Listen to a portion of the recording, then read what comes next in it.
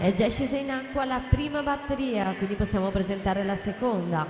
In corse 1 Sofia Di Giammatteo, alla 2 Emma Perer, in 3 Alice Gemignani, alla 4 Federica Ghisla, in 5 Eva Bende, alla 6 Valentina Badoli, in 7 Giorgia Merotto, alla 8 Serena Artuso.